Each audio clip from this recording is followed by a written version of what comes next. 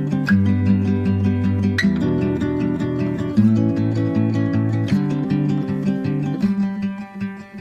My husband's name was Joe Anthony Myers. He goes by Tony.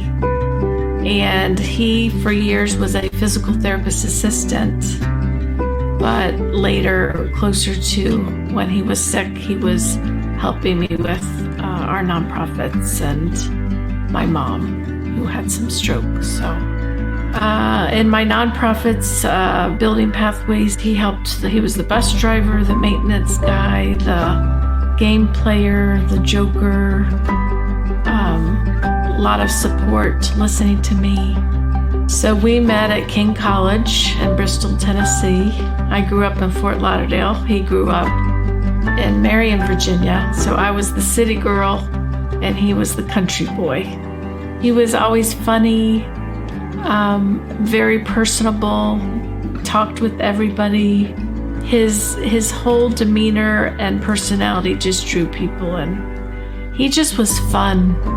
We just had fun together. I remember literally where I was standing when I thought, he's the one. I remember where I was in my room. It was a summer time, so we were apart, And I remember thinking, oh dear, I think he's the one. So I was 19 and he was 21 when we first met. So, and we dated 3 years, I guess it would be, till we got married. And he came to Fort Lauderdale, where I grew up, and asked my dad if he could marry me. And we went to the beach, and that's a funny story. And so I didn't know he was doing that. I thought he would ask me at some point, but I didn't know it was then. And he said, let's look for shells. That was our first shell looking experience. And I'm like, I don't want to look for shells. I just want to hold your hand and cuddle and walk on the beach. And the next thing I know, I somehow hit his arm in a way that the ring fell in the sand. And he said, oh no, the ring fell. And I said, what ring? And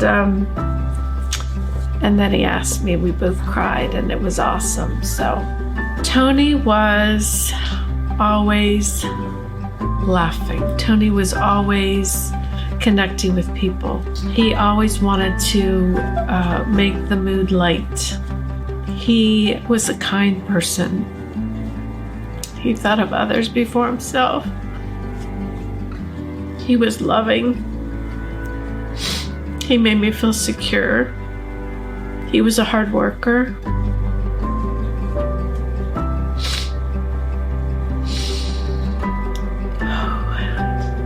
We were married 31, I call it plus years, and together about 34 years.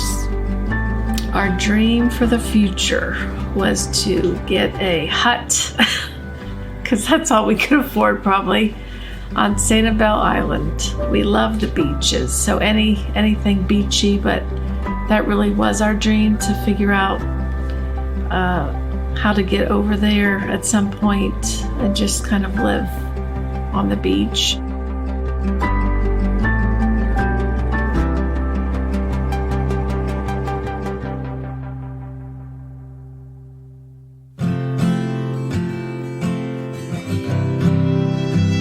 My name's Dana Stevens. I'm a stay-at-home mom, but I have a background in nursing and a pretty extensive background in the medical field. Originally from Florida, Fort Lauderdale area. When I think back about my mom, her name was Rebecca Stevens. She, most of her work life, she was bookkeeping. Her family owned like a construction business, like asphalt company, while she was growing up. She was a germaphobe, so cleaning, the smell of pine sol. She loved to cook. She would do, when you grow up with not a lot of money, good parents will kind of do things without money. Like I remember driving around Christmas, just look at lights and just little things like that. She was the most loyal person. She wasn't very social as far as like being a social butterfly and having lots of friends, but the few she did, she kept close. But She was just loyal to the end, and nobody messed with her kids or her grandkids. She was extremely courageous and brave and was never afraid to speak up for what was right, and that's kind of where I hope I get that from. You know, she always put us first, and you know, as far as she was never afraid to stand up for what she thought was right, and she never let anybody take advantage of us. And she just stuck up for herself and her family and never bowed down, and she was very brave and strong. So I have the two programs. I have the Building Pathways and Pathways for Life Academy, and people started getting sick. And one person got sick, and the next day we took everybody, including Tony, because he was with the sick person the day before, taking her to the doctor. So we took everybody, got them tested, and he was negative, and I was positive. So we quarantined all the people. I quarantined myself. I was by myself. And 2 days later, I had symptoms like in the middle of the night. I maybe had symptoms for 24 hours. That was it. And then the next day, he said he wasn't feeling well. And he went back and got tested, and he was tested positive for COVID. So he started with fever, aches, really deep body aches, he said, and a cough. He coughed the whole night, and then that's the next day he went to get tested again. He, he would measure, he was a therapist, so he was measuring his oxygen and such, and it was dipping in the 80s sometimes. So I said, let's call the doctor again. This was Sunday. So he had been diagnosed over a week. And the doctor said, what number is it? And it was only 92, 93 when she was on the phone, but he explained what it had been overnight and different things. And she said, well, you need to go to the hospital. I hate to tell you, but... And I said, I don't want him to go to the hospital. Can we get oxygen at the house? No, you have to go to the hospital for oxygen. You just need to go and get some oxygen, and that's really it. I took him to the hospital. I drove him. I consider it the death chamber, honestly. I drove him to the hospital. We didn't talk about which hospital to go to. I just drove to one. And he couldn't even get out of the car on his own. He couldn't walk at that point. So they had to get a wheelchair, and someone met me there. And we went in. You know, they check your stats right away, and his stats were fine, 94, 95 oxygen. And he was surprised at that. So I want to paint the picture here that when we called the doctor, his oxygen was okay. And when we went in the ER, his oxygen was still okay. He didn't feel okay, but his numbers were okay. So they took him to the ER, to the room. They wouldn't let me back. So I went in the car, and I just sat in the car. And then he texted me, I don't know, an hour later, say, just go home because I don't know how long this is going to be. So I went home, and I really wasn't super worried. I mean, you don't want your husband going in the hospital. I knew he looked scared, but I felt like with the numbers and stuff, he was okay. He might just need a little oxygen, and that's it. She suffered from COPD for 15 years, so she had what we would have considered like symptoms of a COPD flare-up, shortness of breath, dizziness when she stood. So she used a 3-liter oxygen machine at home at night, only for her flare-ups. She wasn't like completely oxygen dependent. She would check her saturation, and it was getting into the low 90s, high 80s, and she would get extremely dizzy. So we knew she had to go. So that's kind of what led up to us, being concerned enough to bring her to the ER. So on September 27th, 2021, when I brought her in, I dropped her off at the door. They were, not letting anybody in at that point. They tested her, said she was COVID positive, and right away asked about her vaccination status. And then also right away, I had known some of the COVID hospital protocols.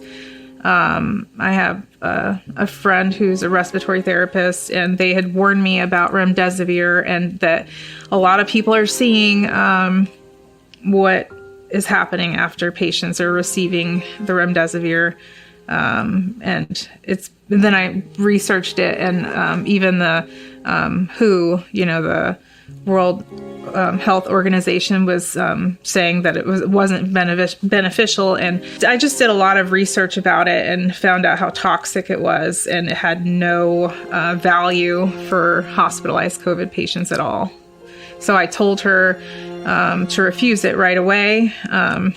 And, I have all the text messages between her and I, and she sent me like a picture of the name, and she's like, "Is this it?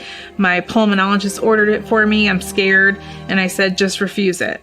So the next text I get from him is, "I can't stand this place. Why did you take me here? Never again.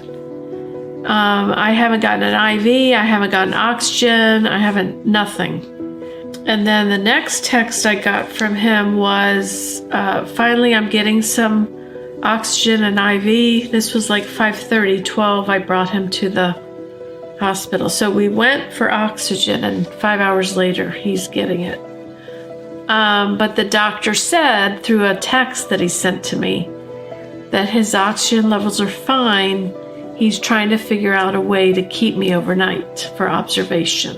And then one day turned into 2 days, to 3 days, to 4 days. And then on the 5th day, he texted me. Now again, I'm not allowed in the hospital. I'm not allowed to see him.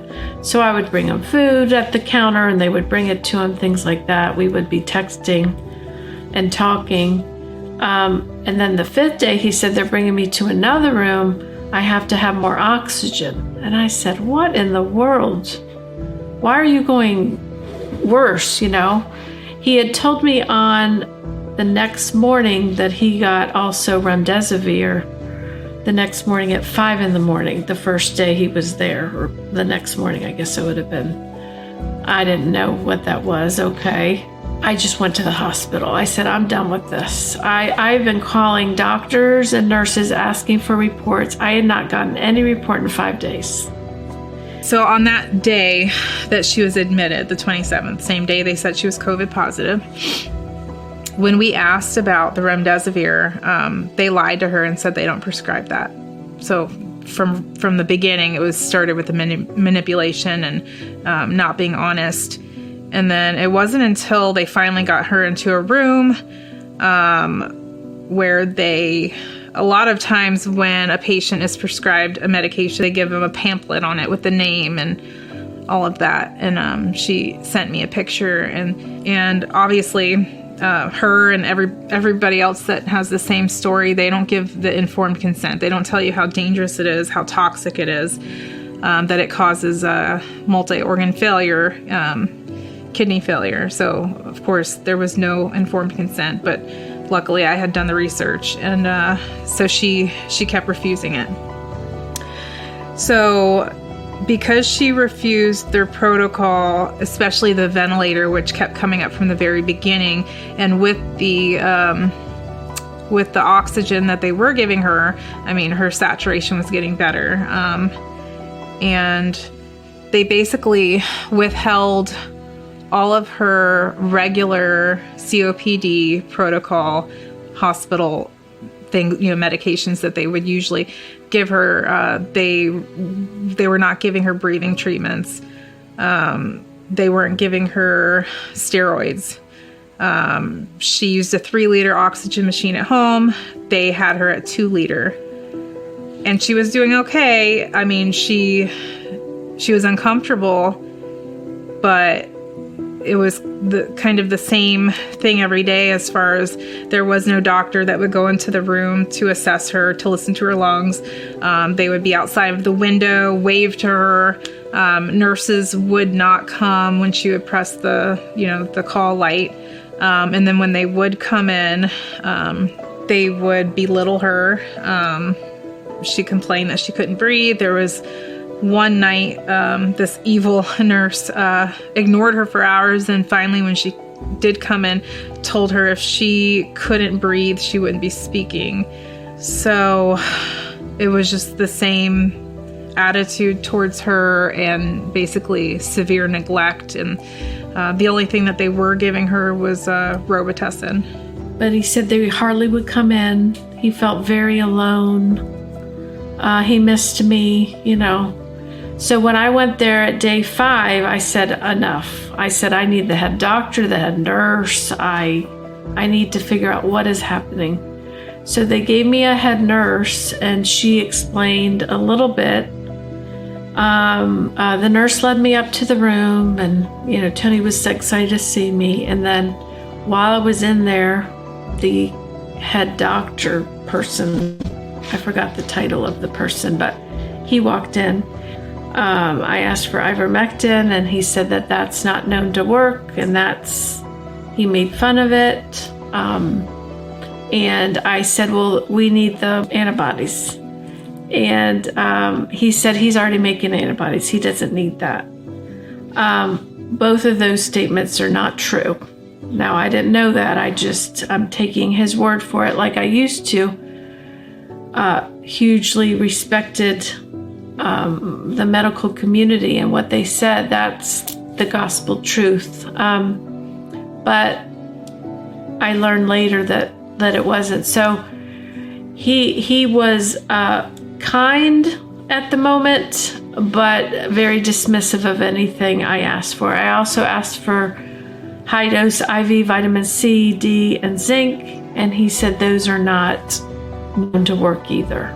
So pretty much the 3 things I asked for in that time, and this was in front of Tony,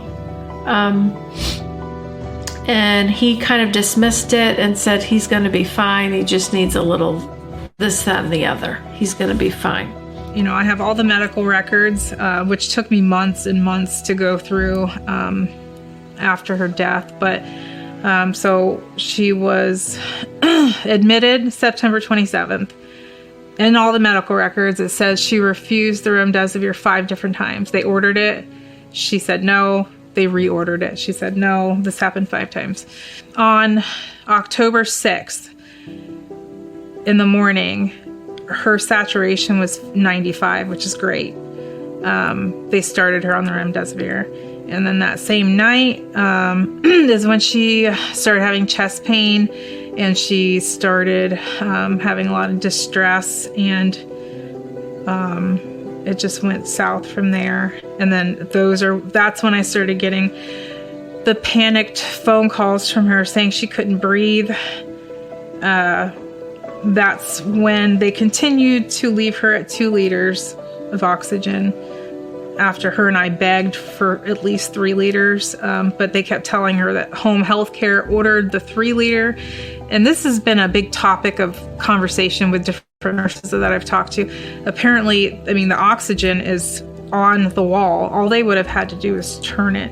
I had a meeting with the lead nurse, but all of them had the same kind of mentality, and all of them almost had like I've said before in other interviews, like it's almost like they normalized the cruelty and the neglect to where, and then they used how contagious COVID was like a guise to continue to do what they were doing. I finally got a call from the pulmonologist, and he brought up the ventilator again, and of course I said no. And he said that they were going to move her to ICU, and basically was giving me kind of a grim, outlook for her. And then, that was one of the hardest things I've ever had to do, was tell her she was moving to ICU. And for her to tell me, I'm not coming home, am I? But, right when ICU is mentioned, palliative care and the hospice, that was relentlessly brought up.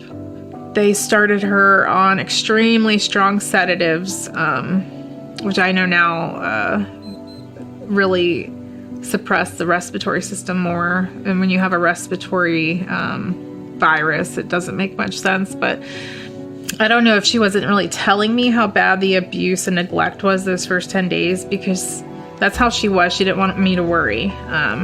So I didn't know what was going on. And then by the time I was actually able to get out of bed and go up there, the quarantine was like over, they said. So once she was in ICU, I was up there every day. I didn't want to leave her because I had known what was taking place. And they threatened me with security a few times because I didn't want to leave. I didn't trust them.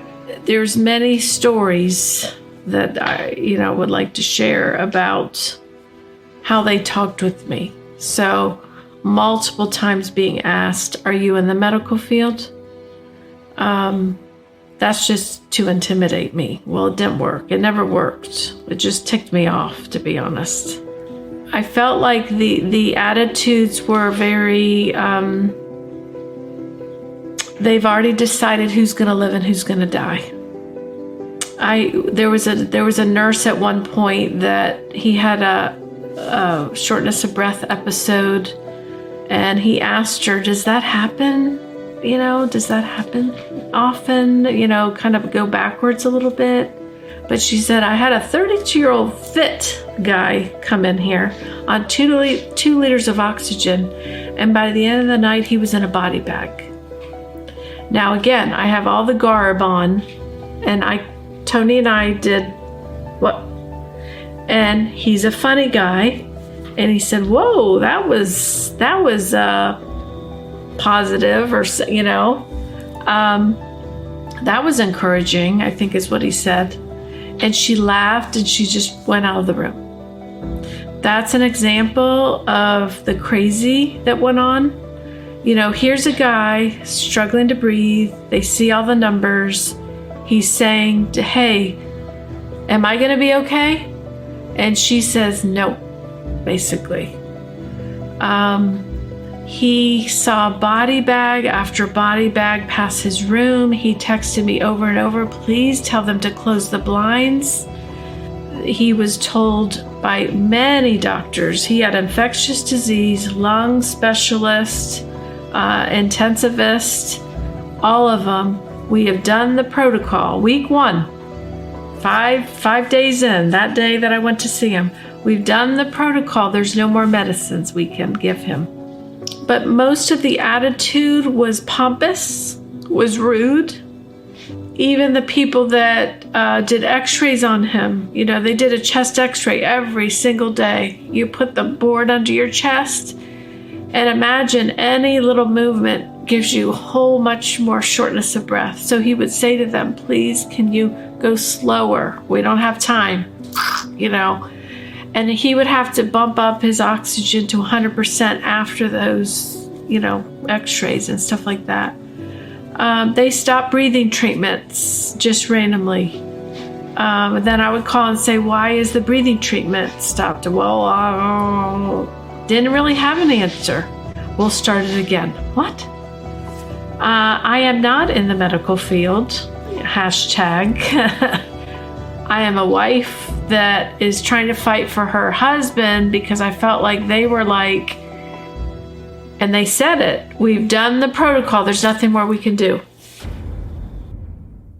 When I noticed her starting to get worse, her saturation dropping into the 60s and 70s, and they didn't know that I was FaceTiming her And I was watching all of this going on, a nurse arguing with her, when my mother's saying she can't breathe. There was another situation where a respiratory therapist didn't know that I was on FaceTime because my mother had put her phone down and she needed a breathing treatment. And the guy comes in, and they all know she's hard of hearing. She wore hearing aids.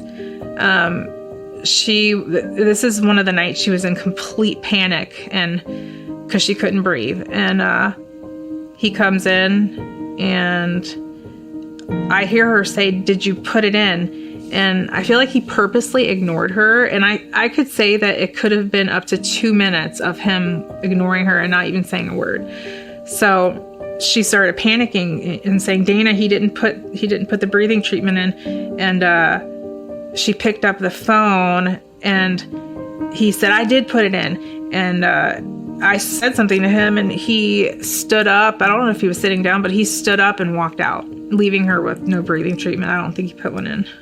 Did they do the best that they could for my mom? And my answer is absolutely not. From the very beginning, because she refused their protocol, which I found out later on, all of these protocols that they were using, they get a lot of incentive from the CARES Act, from CMS.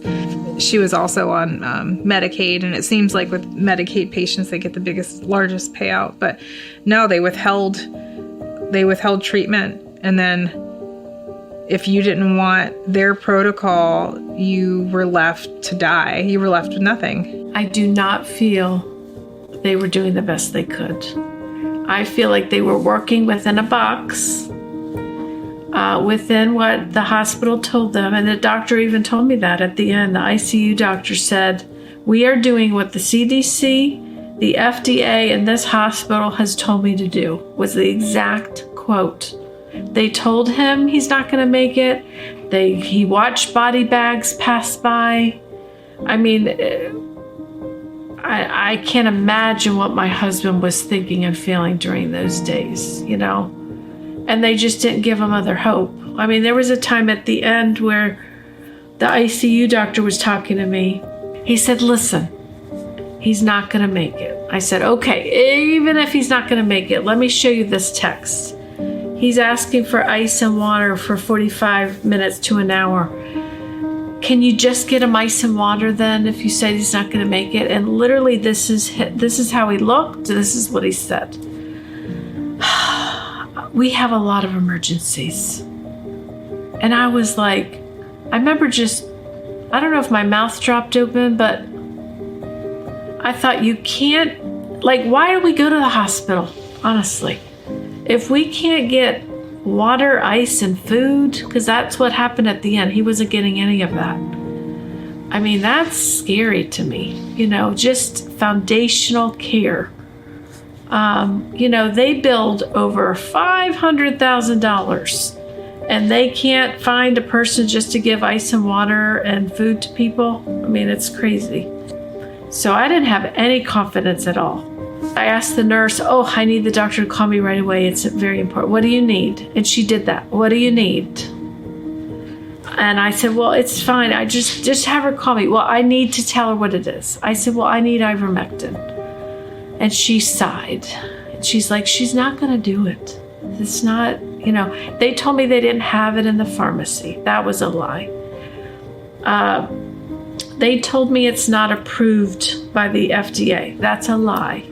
It's not approved for COVID, but it is approved. So she ended up calling me in an hour or two, and I was desperate. I was calling attorneys. I was calling everybody I could think of to help me get the ivermectin in there. And she called me and I said, "I'll sign any paper you want me to sign." And she said, "Well, there's these side effects." I said, "That's fine, whatever." And she said, "Okay." Now, I'm not used to okay. So when she said okay, I kept saying something else "But we need it." And she goes, No, Patty, I'm going to get it for him. And I said, "What?" And I mean, sobbing like I've never sobbed before. So I told him, I texted him right away, "Listen, they're giving you this new medicine. Make sure you get it, blah, blah, blah." So again, he was on 100% high flow, And she goes, he's on 80%. I said, what? So I got on that garb, that gowns and all that stuff as fast as I could. And I went in there. I walked in. First of all, he was sitting up. He was bright. And I'll never forget that day, that visit. He just talked to me over and over how great I was and how I fought for him, and this is helping him. So I remember that visit was a really good day. That day and the next day were just some of the best days in the hospital, he and I.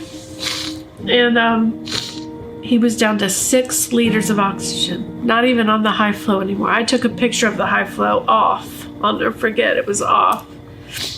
So I went there. He was only on 6 liters of oxygen, and they said he's going home. This was Friday. He's going to go home Sunday. We want to get him down to 3 liters, make sure nothing, The next call I get was a nurse at like 4:30 in the morning.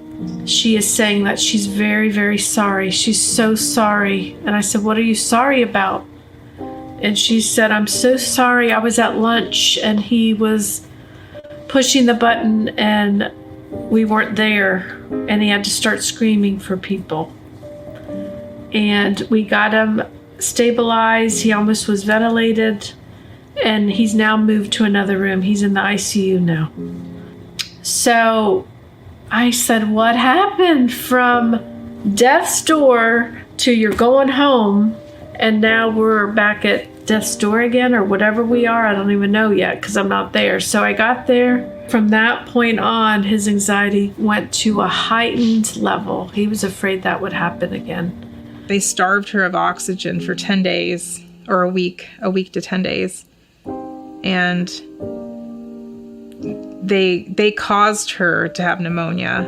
So they caused her to have pneumonia and then put her in ICU and then left her with no other options. I mean, they bullied us into hospice. They pushed her into it. They wouldn't release her to me. I called the cops. I talked to the sergeant and he said that he couldn't go against an ICU doctor. Even with me telling him, I think that she's in danger, they wouldn't do anything. So by then, a 59-year-old woman with 15 years of COPD and going from being starved of oxygen to heated high flow oxygen, it's such a high percentage. It's known to blow holes in the lungs and to collapse your lungs. And they had her on so many sedatives and different things like that. So there was no way that I could have just picked her up and left with her. So I almost feel like they purposely put these patients in these situations to where they have no choice but to stay. The only ones allowed into the room were my sister and I. And I did talk the lead nurse or nursing supervisor into letting the kids say goodbye through the window. So before we entered ICU with the kids, we put all the PPE on, and there is at least 6 nurses just standing in the hallway, and this is supposed to be the thick of Delta, and every room that I would pass by while my mom was in ICU, they were all empty. There were nurses standing around talking. There was no doctor there. There was nobody with hospice was there. It was just 2 RNs that, were just working there for the day. So they asked if we were ready, and I was on one side of the bed holding my mother's hand. My sister was on the other side. And then the nurse comes in with 2 handfuls of vials. And once I realized what she was about to do, I kind of squeezed my mom's hand, and I regret this to this day that I did that, because she woke up. She was on a lot of medication, and she looked like she was just sleeping. And when I squeezed her hand, she came to and saw what was happening, and she started shaking her head no. And the nurse just started putting the vials, and there was at least, I don't even know, 10 vials, and after looking at medical records, and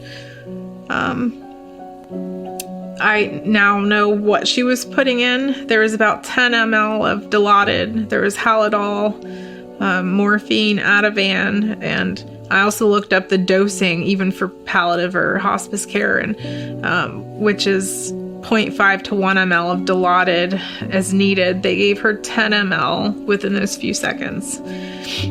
So after they did that, they took away her oxygen, and my sister and I had to watch her as she struggled to breathe.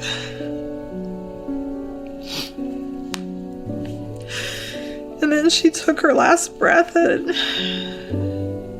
it was 3:53.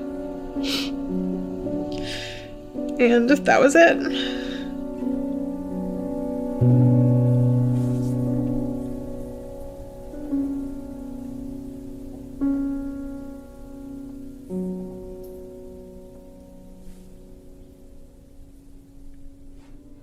So Dr. Bowden, thank you so much for coming on and sharing what you know about what's going on in the healthcare system right now. I'm outpatient. I'm an ear, nose, and throat doctor, but I have sort of gradually become the next best thing in the hospital for a lot of people. So I've seen people come to my clinic with, my worst patient was somebody who came in with an oxygen saturation of 68%. And he wouldn't go to the hospital. And it's not something you would normally treat as an outpatient, but we managed to treat him as an outpatient. And he had a history of 2 heart attacks, throat cancer. He was not a healthy man. But the fact that he pulled through with outpatient treatment was very reaffirming about what I'm seeing, and how horrible the patients in the hospital are being treated. And I've also reviewed some charts and just seen some just horrifying things. I tried, early on, I didn't know about ivermectin or hydroxychloroquine. I tried breathing treatments. So I was able to do those in people's cars because of where my clinic is located. There's no parking garage. And then, it's just gradually, it's a blur but I was using monoclonal antibodies and then started using hydroxychloroquine, ivermectin. And I got to a point where, they rationed the monoclonal antibodies. The monoclonal antibodies worked great. It was just, people turn around in a day. But the government is rationing them. Early on, we could get unlimited supply, and then the government took over distribution. And so I was really forced to use alternative means to help people. And that's where I really saw the power of, initially all I did was ivermectin and vitamins. And I basically followed the FLCCC's protocol with the vitamin D, the zinc. You're standing up for what's right, number one. And maybe I should have you share your data real quick of maybe how many patients you felt like you have helped. I counted a couple weeks ago, and it was 4,283 patients. And everybody that received early treatment is alive. I have lost a few people, but those are people that came in second or third week and were very sick. One thing I've started is I hired a woman who went through the same thing with one of her loved ones to become an advocate, so she can help patients, navigate the system. And sadly, that's where we are now, is that you need to have a consultant to make sure they don't kill you in the hospital. And I think a lot of people like yourself feel like, okay, what could we have done? What, why, but it's not you shouldn't have had to do anything. You should have just been able to trust your doctors. Don't put any of this blame on yourself or your husband, or the blame should be to the doctors. And never thought I would be wanting to sue a bunch of doctors, but that's where I am now. I hope they have to answer for all this, because what they've done is just awful. And it's all very protocol driven. And that's something that has changed over the last 20 years in medicine. When I got out of residency, they just started putting these protocols in place for treatment plans, so that, patient comes in with pneumonia. Well, these are steps you have to take. If you don't take them, then Medicare is not going to reimburse you. So it's all driven by Medicare. And, that's one of the reasons that when I opened my practice, I took time off for my kids, and then I opened my practice 3 years ago. And I'm like, I'm not going to be driven by Medicare. So I opted out of Medicare. But everything now, your reimbursement, you can get dinged financially if you don't follow these protocols. And I think that's part of the reason that the pandemic, the treatment and the handling of the pandemic has been such an epic disaster, is because it's so protocol driven. And when you're in something that you haven't encountered before, you've got to have flexibility, you've got to have some experimentation within reason. But you can't have that with the government telling everybody how everybody's going to be treated. Thank you, Senator Johnson, for coming on and sharing what you have heard about what's going on in the healthcare field. I appreciate your time today and sharing what you know and how you can help other people. Well, Patty, I'm glad to contribute to this effort. I think it's important. It's tragic how much information has been censored and suppressed, and how little the American public really knows about things like early treatment, vaccine injuries. I mean, the whole gamut of information that has been censored and suppressed. How many hundreds of thousands of people would be alive today had we just allowed doctors to practice medicine, to share their experience? I mean, that's what drove me nuts early in the pandemic. I was watching these doctors grappling with a whole new disease out of New York, working probably 18-hour shifts plus, coming off of those shifts and then speaking in the camera like this and conveying to their colleagues, this isn't what we normally see here with this, something else is going on here.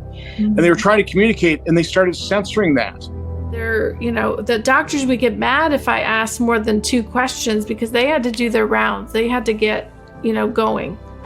There was no looking at Tony, as one time I said, I really need this lung medication. Could we try that, please? And the intensivist guys, he's like, I don't even know what he's on. I was like, and you're doing the rounds? I mean, I was on a Zoom call last night with eminently qualified cardiac surgeon, and he was describing the phenomenon of what's happened over the decades here, where we used to have independent doctors, and then they would do rounds. They'd come into hospitals, but what's happened over time with the consolidation of the hospital industry, and there's very few independent doctors now, so that they're all part of the monopoly. They're all part of these associations, and they're all practicing protocols, which in many cases, probably most cases, that's totally appropriate. But in the midst of a pandemic, when we're losing so many people,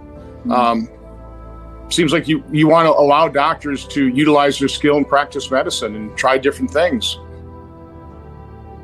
Senator Hall, thank you so much for coming on and talking about this important topic about our healthcare system. Well, thank you, Patty, for having me on. I'd be glad to do that. My name is Bob Hall. I'm a Texas state senator, and it's not a political office to me. It's a service office. We moved into an era where it has been very obvious that that people have died not because they had the COVID. They died because of hospital policies that refused to treat patients until they got very ill.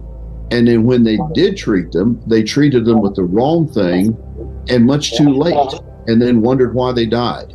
And so I will tell you that most of the people out there that died over the last almost 3 years now, 2.5 years, did die unnecessarily.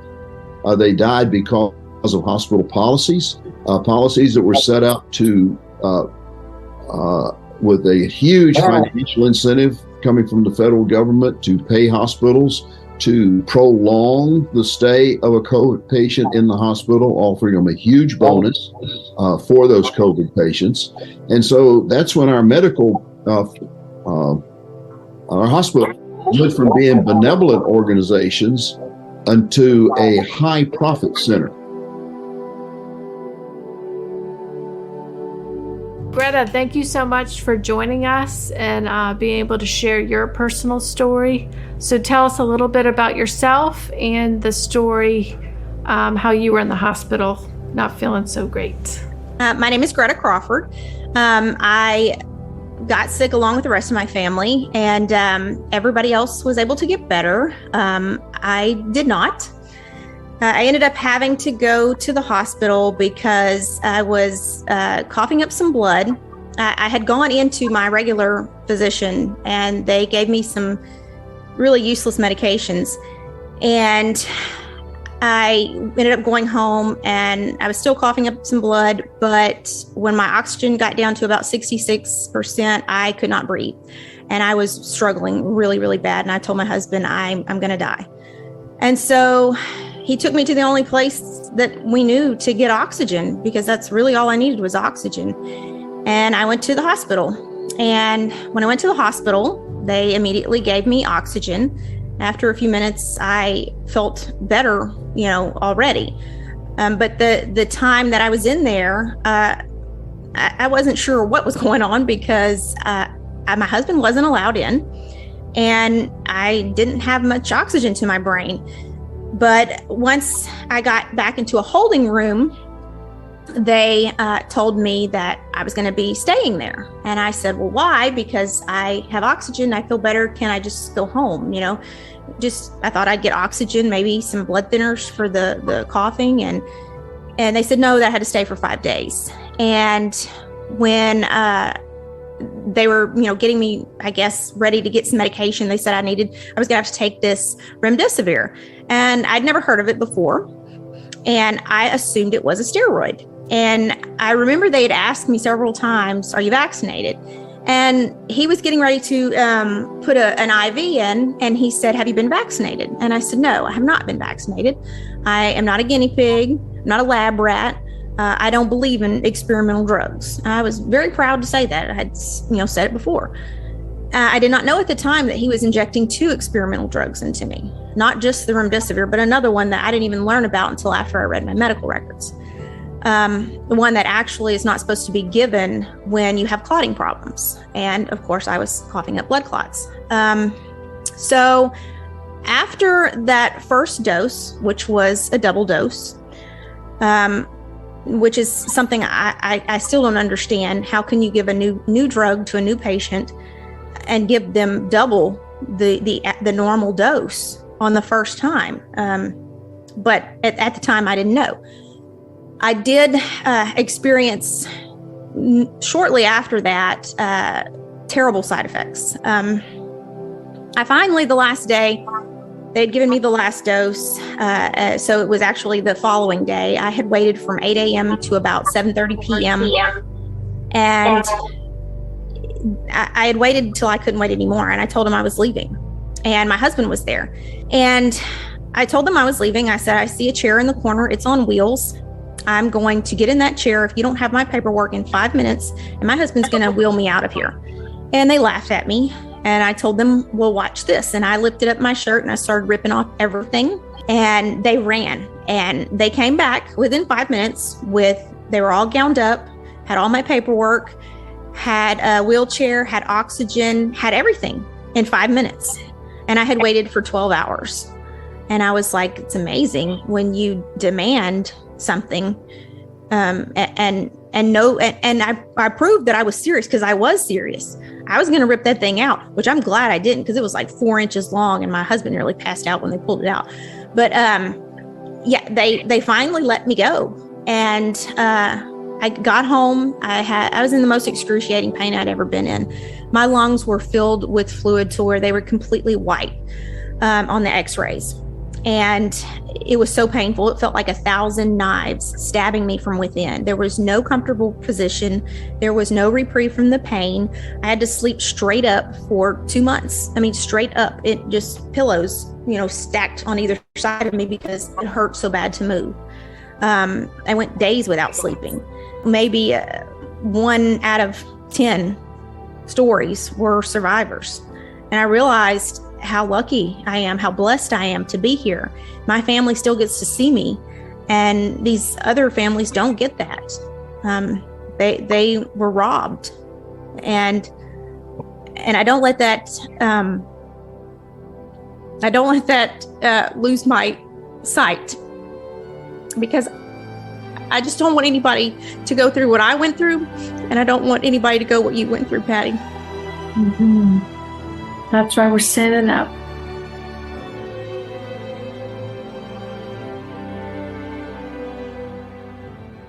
They broke him down. You know, he was tired. He was like 4 to 5 weeks of literally struggling for breath, other than a little ivermectin freedom moment. His fear was up because of how they talked to him, and he texted me saying, call hospital. It was like 5:30 in the morning or something.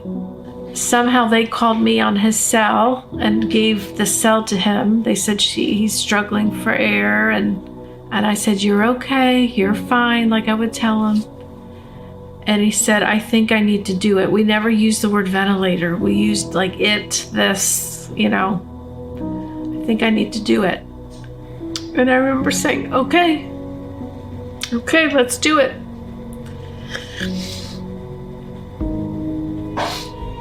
I really regret that.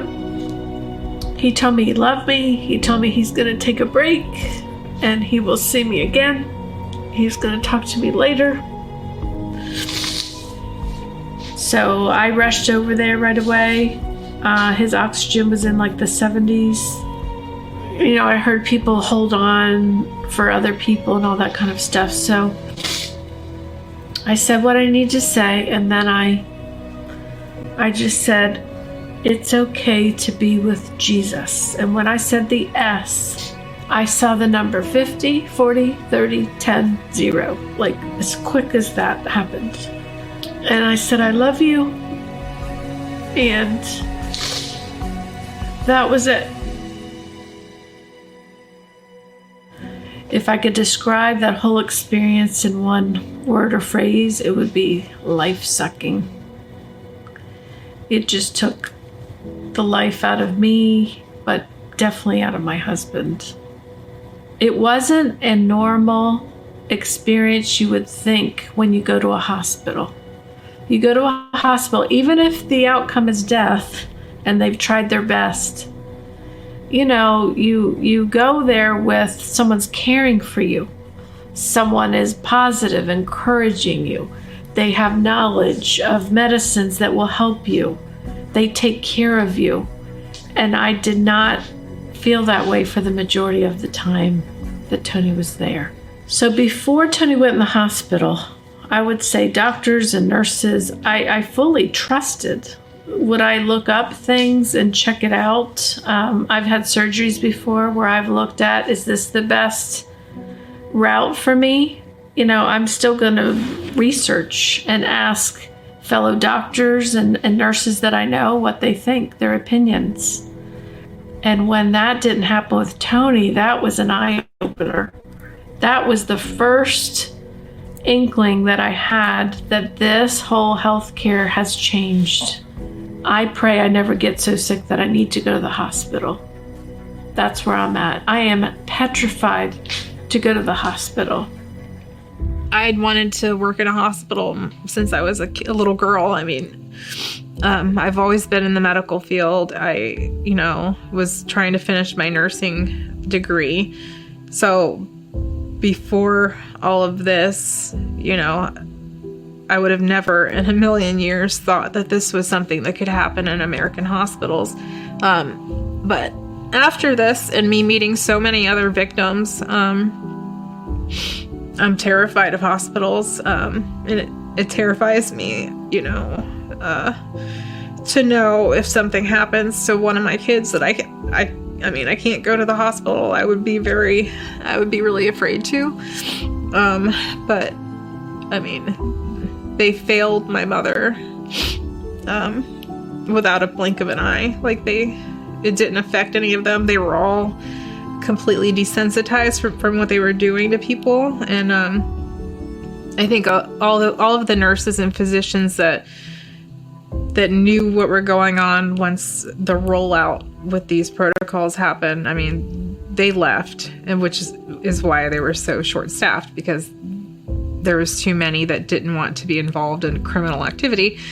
I think that the government is obviously involved in healthcare at this point, and I think that stems from that's the bigger problem that all of this is stemming from. And when you have government involved in healthcare, it's almost like you're just a number at that point,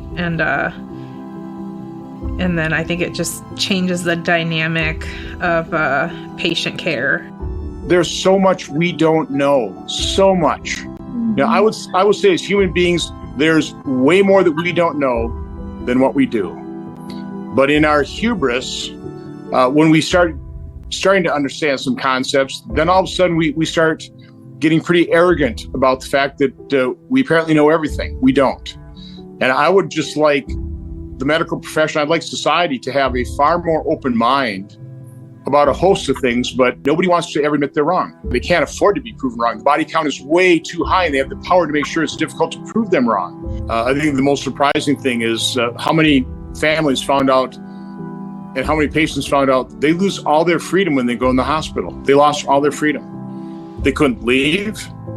They couldn't be transferred. Their primary care doctor couldn't provide them the medications that the primary care doctor wanted. I mean, we're not talking about a third world country here. We're talking about America that has, that should have the freedom for patients to call the shots. The government had no business putting a financial incentive on health care.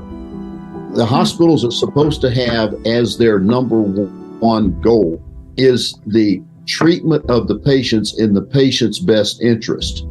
Putting money in there as a financial incentive for whatever way it would be used takes away from that number one goal of in the patient's best interest. I think what the people can do is be more careful about their doctors that they pick.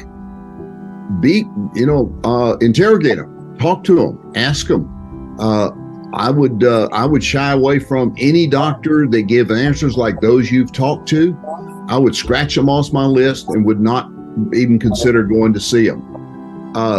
The other thing is that while you want to keep the politics out of it, unfortunately, the country we have grown into, politics is in everything.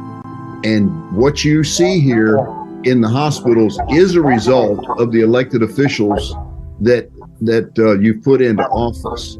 And so one of the things is to do a better job of vetting those people that you vote for. Don't just ask somebody before you head to the poll, who should I vote for? Find out for yourself. Do the research. And when you find something good, let other people know about it. When you find something bad, let other people know about it. This story is really not about COVID. I mean, I have to share the story of the journey, but this story is really about how governments and hospitals are making decisions and care for patients ahead of doctors. So they're making money decisions, what's best for them. There's incentive if you're Medicare, Medicaid, there's 20% bonus that the hospitals get. If they come in with COVID, they get a bonus. If they die of COVID, they get a bonus. There's money for the ventilator, over $38,000. This is all on CDC, open for the public to read themselves. I'm not making this up. So the incentive, if you think about it, is death. So all that they're scaring, their scared tactics, and their bullying and their belittling, enough. I'm standing up and other people are going to stand up. I am not the only story. I really am hoping with sharing my story and other stories that we will be able to make a difference and a change. And because I think there's a lot of people that don't know about this stuff. I don't think they know what's really going on in the medical field right now. And there are a lot of doctors that are coming out of it and that are standing up about it, and nurses, and sharing what's going on. And they are treating patients. They are talking with patients. They are letting them decide together what is best for them. They're giving them information. No medicine, no treatment should just be the one size fits all for anybody.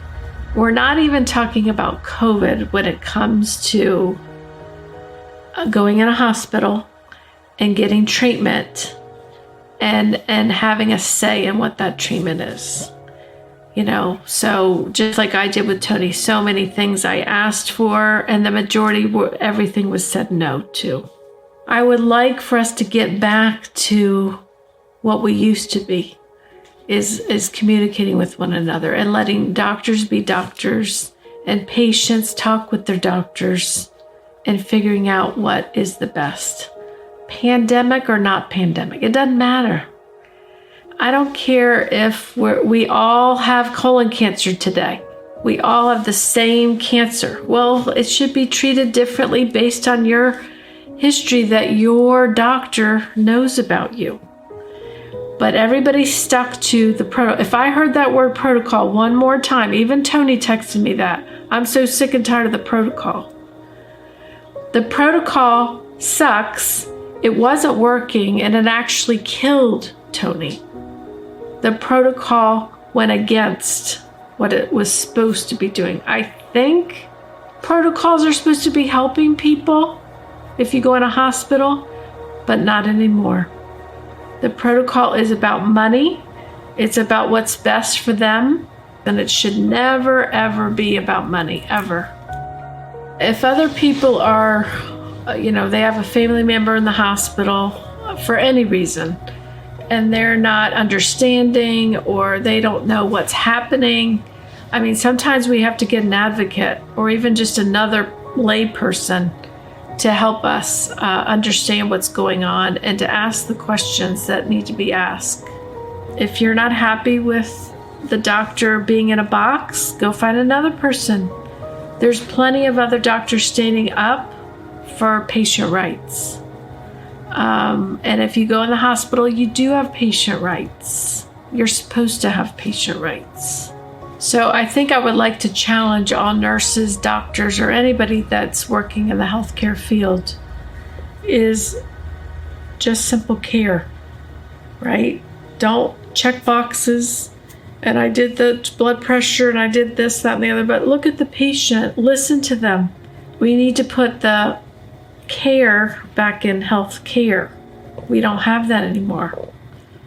I don't even think it's health. And I want to challenge those nurses today, those doctors today, to stand up, to fight for your patients, to fight for their rights, and not allow what happened to Tony happen to another patient.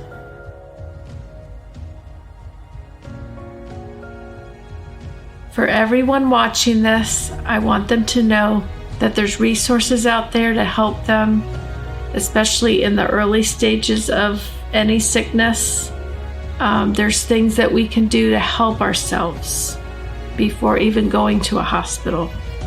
If there's anyone feeling hopeless, I want them to know that they're not alone. There are people willing to come alongside them, help them, and fight for them.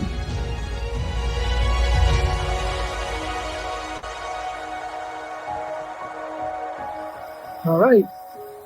Hey, this is Tony. Just wanted to let you know this is what it looks like to be in a hospital for 16 days with COVID. And I just wanted to say thank you for all your prayers, all your support that you've given me, that you've given Patty and the kids. And hopefully I'll be out of this thing soon. But you guys continue praying, continue continue having us in your thoughts. And we love you. And we'll see you out there real soon. Bye.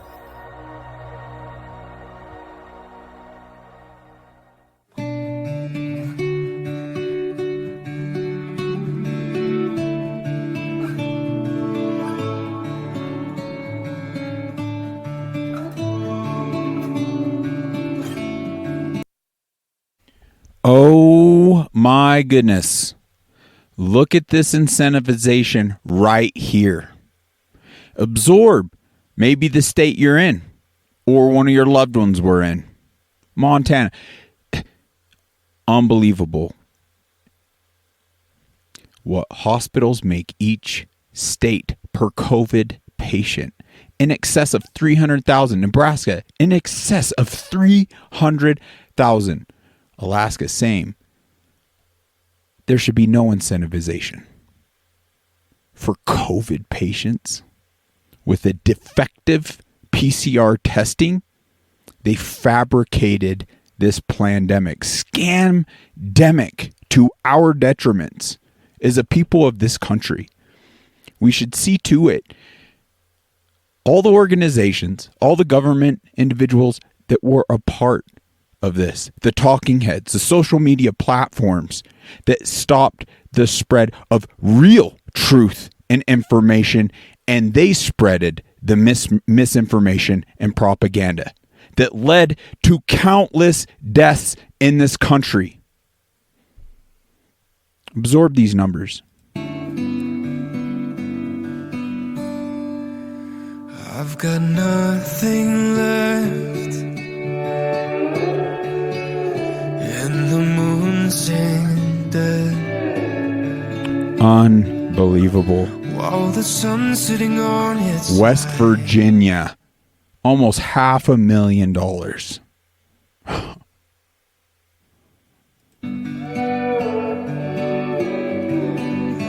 I'm not sure if time. Absorb this.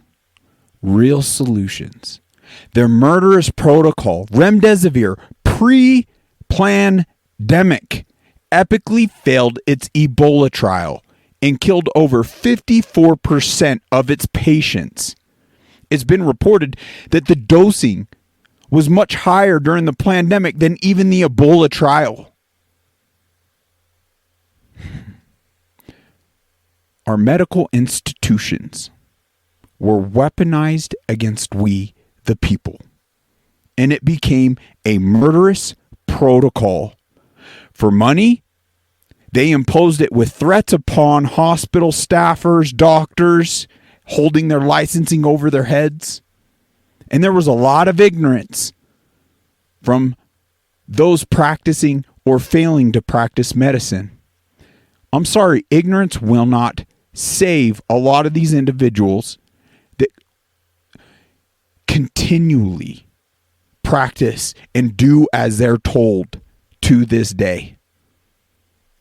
Could ever cure this mind? Gosh.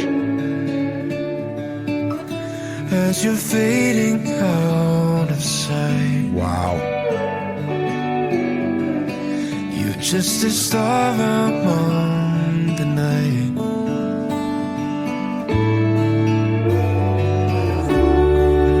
I'm looking into partnering with them.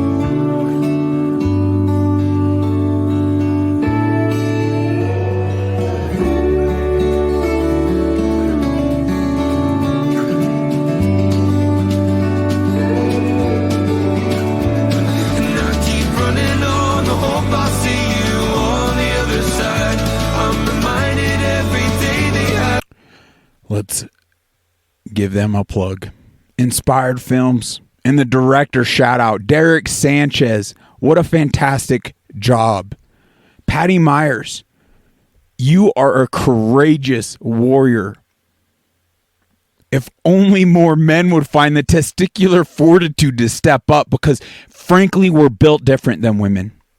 And they came after our elders. They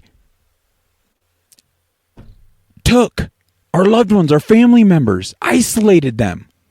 We couldn't even be next to them. Unacceptable. This is all egregiously unacceptable outcomes. And you could see it playing out yet again with I don't want to.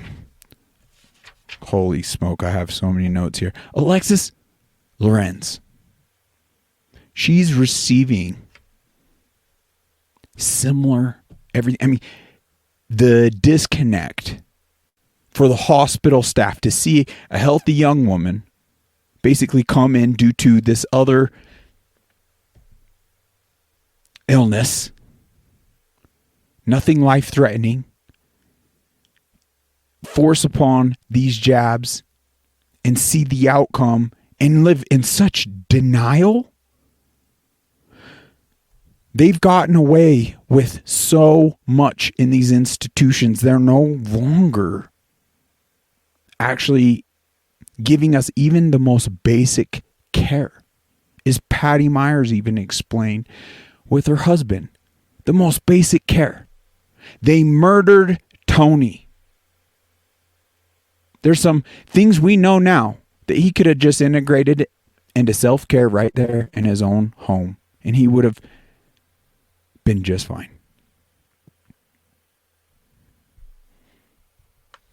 We must absorb that this was nothing shy of murder. They murdered our loved ones for money, under threats, under manipulating individuals to just do what they're told.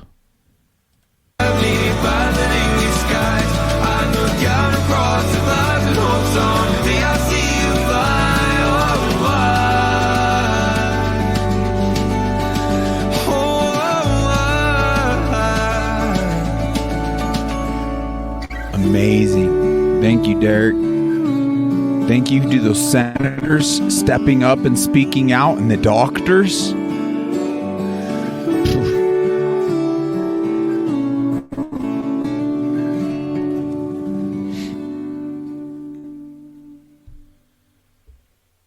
What an amazing documentary.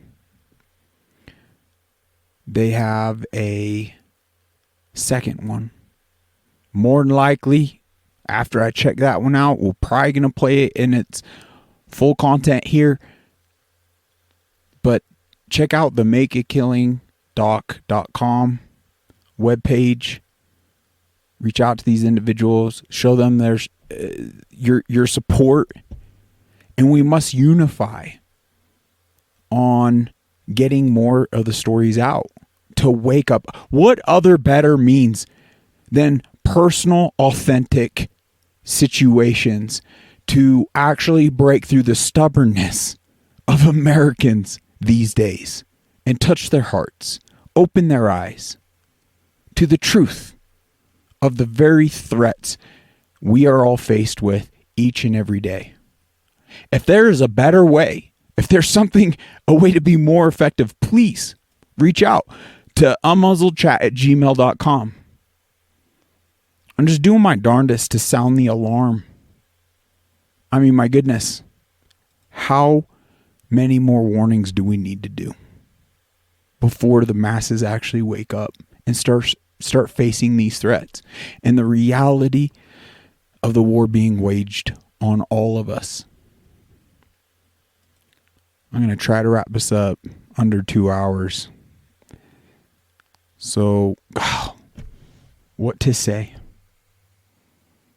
What more do we need to see? Do you still believe we are not at war? What is it? Are people scared of the truth at this point? Because truth will set us free. It is utterly insanity to be scared of the truth to our own detriment. We must get informed. We must acknowledge the dangers with censorship and the true propagandists and misinformationists, and how information's been weaponized against we the people. How our own government, institutions, everything, health organizations, health services. Who's pretty much running the show there? You can see the elitists. Shout out to Laura Violet. Thank you so much for the truth you've brought into this this episode's live chat. I can tell you have your intentions in the right place. You have a massive heart. And I'm grateful for the momentum you're even giving me on this very podcast.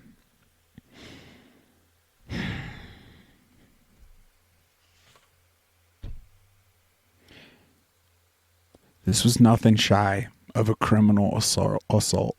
War tactics. We were all victims. Yet most Americans not willing to even see the truth, yet do anything about it.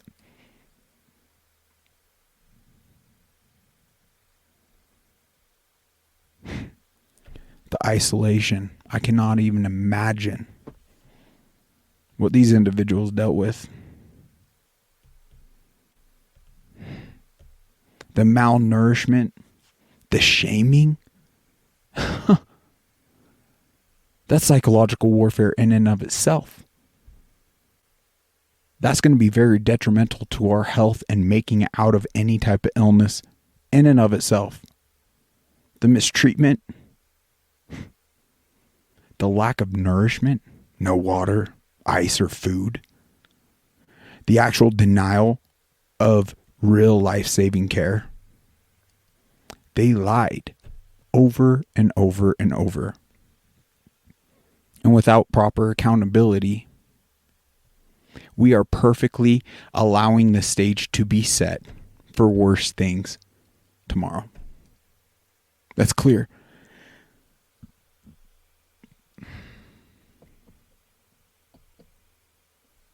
There's so much to say. But I'm just a limited being. I need your assistance to reach the masses, build the proper momentum, because the reality with everything that has been gone over, this covered it all. What else do we need to see the actual truth and acknowledge the weaponization of things around us, to actually light the fire under our butts, to show up and do our part? Because we all have a responsibility regarding this warfare.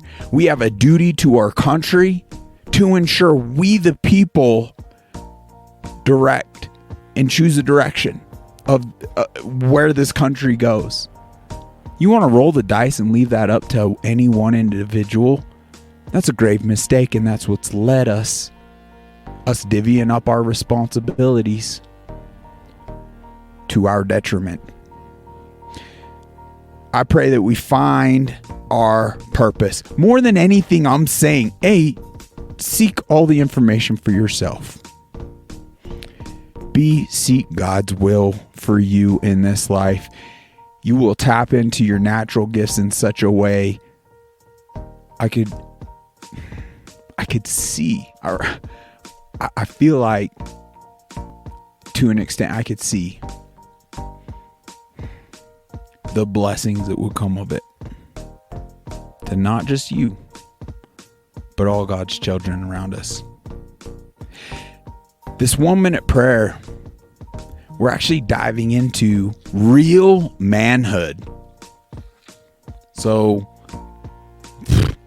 this is a pretty good one. Real manhood. Title, Learning from Others. Now, these biblical characters, I'm going to skip over their names because I can't even pronounce them. Uzziah was 16 years old when he became king. And he reigned in Jerusalem 52 years. His mother's name was, I can't pronounce it. She was from Jerusalem.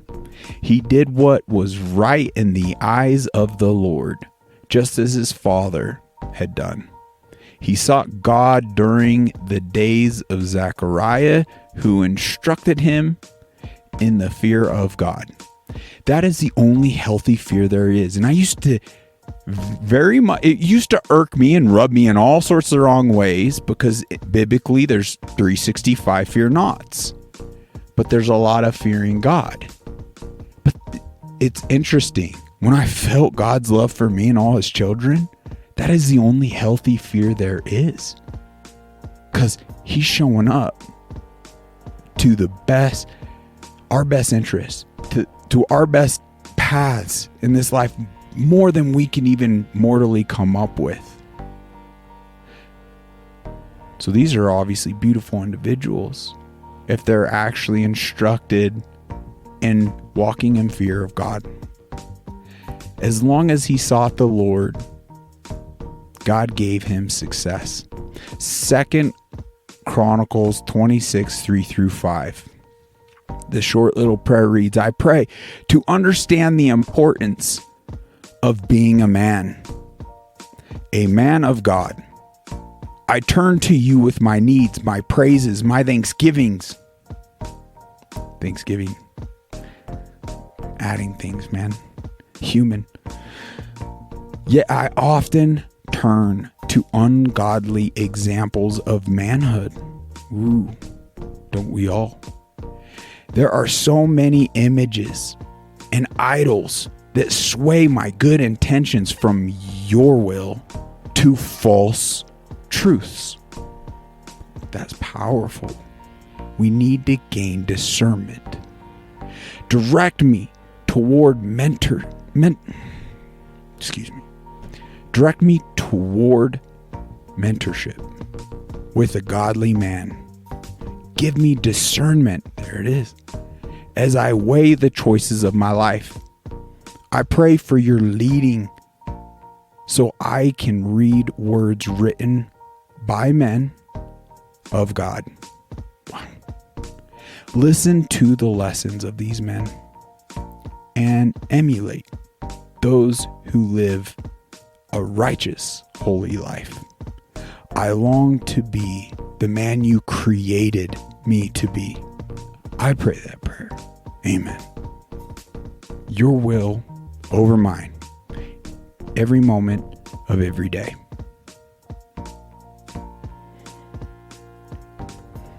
A word of caution. There's another seemingly godly figure.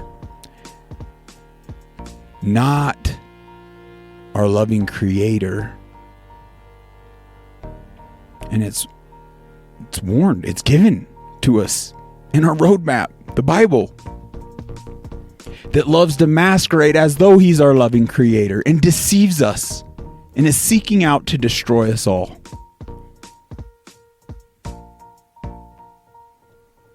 Let's not become duped any longer. Where are our mega churches at? Silence on these matters.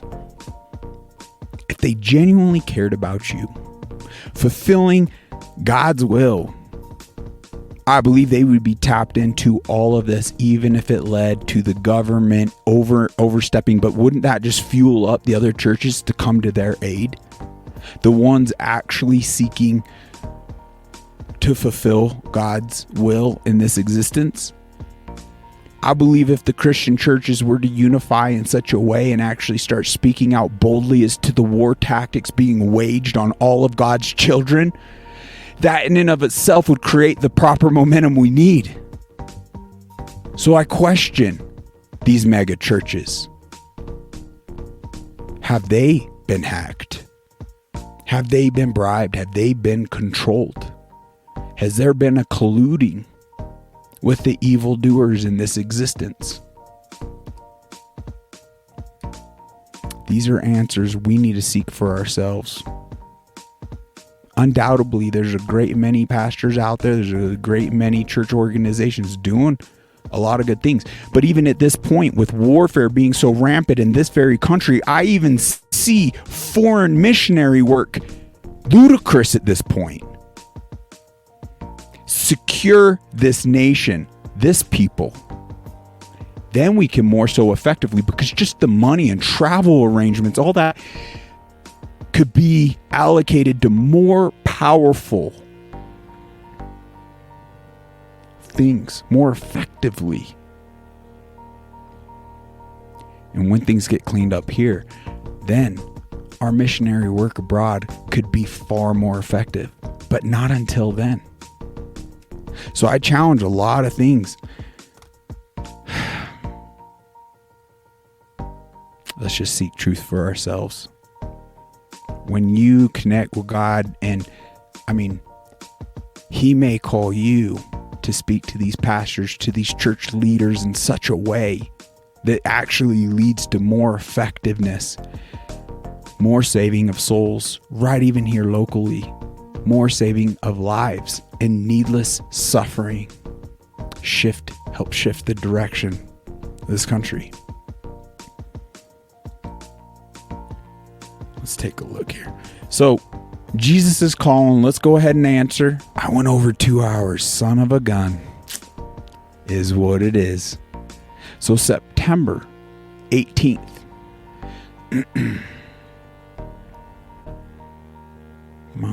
Seek to please me above all else. Let that be your focal point as you go through this day. Such a mindset will protect you from scattering your energy to the winds. The free will I bestow on you comes with awesome responsibility. I like that. Positive direction. Awesome responsibility. Each day presents you with the choice after choice. Many of these decisions you ignore and thus make by default. Without a focal point to guide you, you can easily lose your way. Guilty. That's why it is so important to stay in communication with me. Living in thankful awareness. Wow, gratitude's a powerful tool. It's a gift from God. Thankful awareness of my presence. You inhabit a fallen, disjointed world where things are continuously unraveling around the edges. Only a vibrant relationship with me can keep you from coming unraveled too. So if people are fearful of the truth, here's your solution. There's your answer. You will gain the resilience. You won't come unraveled. As you actually absorb everything that's going on, you will be directed. Your gifts will be enhanced. You will become more of the solutions. This isn't of me. Left to my mortal flaws, I wouldn't even have been able to get out of bed today. But I tapped into something greater than me. I'm so grateful. Our God loves us so much. There's a few biblical references. I challenge you to look them up. We got Matthew 6:33, John 8:29, Colossians 3:23 through 24. Lastly, there was this verse finder, something that jumped out at me today. Ooh, that's what it is right there. They're all so powerful. But hypocrisy, we can see that all around us these days. Let's seek proper direction on how to deal with this. Do not associate with hypocrites. Psalm 26:4. Now, as I read these, I want us to envision, yes, people in our lives, but I also want to think leadership-wise, both from churches, any leadership, but also the political side of things. Because that's going to be that could lead to big solutions. But once again, we can't just, golly, where do you begin? We got to ensure an election and one person, one vote, so these people aren't selected anymore, as it's been in the past. But we must, above all, hold them accountable and accept the roles we all got to put the proper pressures on these individuals to fulfill our will, or God's will, most importantly. Here we go. God hates. Did I give you the biblical reference on that last one? Don't associate with hypocrites. That was Psalm 26:4. So hate is a strong word. So for God to hate something, that's powerful. God hates hypocrisy in worship. I've seen it. Now, I'm not here to necessarily cast stones, but we're to help direct these individuals and give them the proper support too, so they lead correctly. But if they don't respond, then we need to see them out of these power positions, misleading flocks. There is a lot of hypocrisy in worship. But this biblical reference is Isaiah 29:13. Hypocrites pretend to be devoted to God. Wow. This gives us great discernment. This biblical reference is Ezekiel 33:31 through 32. God finds hypocrites repulsive. Why don't we? Why don't we? We're accepting egregious outcomes from hypocrites on some of the largest stages in our world today. We shouldn't accept that. We should be... No more comment. Matthew 23:27 through 28. Beware of hypocrisy in your life. Yeah. God, give us the discernment, I pray. In Lord Jesus' name. That's Luke 12:1 through 2. God will punish hypocrisy. Luke 20:46-47. He's the ultimate judge. There is nothing worth gaining in this mortal existence to fulfilling any levels of hypocrisy. God will ultimately give honest, fair judgment. That's what we should keep in mind. Hypocrites are worthless. Titus 1:16. Get rid of hypocrisy. Right there. I even view that as a commandment of God. Getting rid of all the hypocrites. 1 Peter 2:1. I look forward to reading up on these myself in more detail.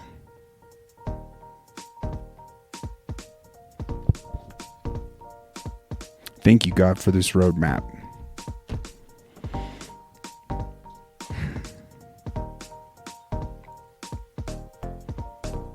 Let's gain back our resilience. Let's not become diminished and more so hacked. Let's acknowledge really what is going on around us so we ourselves could show up and become the very solutions we all need.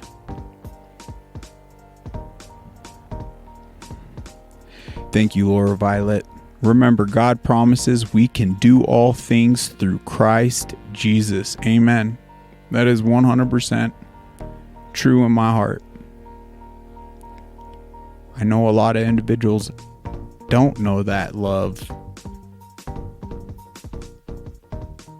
It's the greatest blessing you could receive in this life. All right, Laura, sorry, I can't do two things at once. I'm a limited being, but bless you, hon. So let's gain back some of our resilience.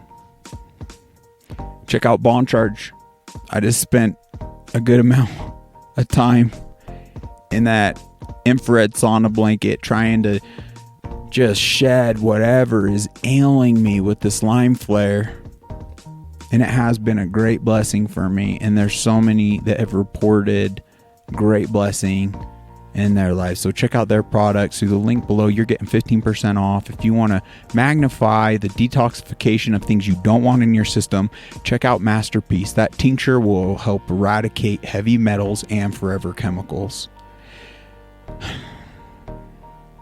If you're in Arizona, check out Pure Benefits, Aesthetics, and Wellness.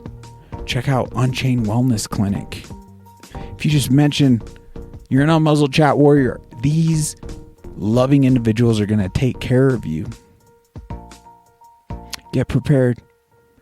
American Reserves, you're getting 10% off. They have survival food, all sorts of products to be prepared.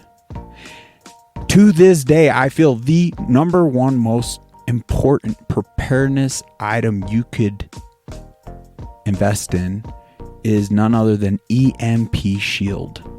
And getting that at minimum on a vehicle could keep you mobile and lead to a life-saving investment. And more so securing all your other preparedness investments if you need to relocate. Things get tough. You're getting $50 off every single product through our affiliation, and I'm so grateful to pass that savings on to you guys. We have the offgridgear2go.com below. That gentleman is an expert in like radio communication, sat phones, things to that nature in case the actual grid goes down. Communication's could be also very life-saving. So tap into his wealth, his knowledge. Just mention Unmuzzled in the checkout there, and he's offering you guys a bunch of services for free. Other than that, check out Black Eagle Apparel. Let's start getting bold, getting some freedom merch, or if it's Stand Up Now, getting God Made and God merch, or you want to support this podcast by getting an Unmuzzled Chat tee through Black Eagle Apparel, just check them out. Follow the links below. You're going to be getting 10% off in addition to any other discounts you receive through them. I hope it's hard to suppose enjoy these episodes with the messages and sounding the alarm like we are, but I hope this touched your heart to what is really going on, how things have been so effectively weaponized against we the people to our detriment. We've been blindly entrusting, and I get it's a tough transition from generation after generation and trusting in hospitals and trusting in doctors and the whole system for so long. It takes a while, but ignorance is not leading us anywhere good. We do have great opportunity now. Now I just feel repetitive, but I love you. Let's up our health. Let's secure our future together. Let's do what we can, even if the ship sinks. Who was it that stated, if the world were to end tomorrow, I would still plant an apple seed tree today? I love that. That's beautiful. Let's go out and plant a bunch of seeds in people's hearts and minds. God bless you all. God bless this great nation. Until next time, take care. I kind of don't want to go. I want to give you all a big hug. I believe we'll be able to on the other side of this existence. We can't even fathom, but it is more real than this mortal existence. This is just a moment in time. It's not even so much as to it being a test. We're put here to choose. It's your choice. You can gain much in this life if that's what you choose. You could gain even more by focusing on spiritual life and death over mortal life and death. I feel convicted on this, and that has led to one of my greatest blessings. All right, my dear brothers and sisters, till next time,